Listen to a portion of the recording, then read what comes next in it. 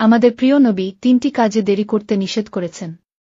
3টি কাজে কখনোই দেরি করা ঠিক না, দেরি করলে আপনি গুনাহগার হবেন। আল্লাহ আমাদের সবাইকে বোঝার তৌফিক দান করুক, আমিন।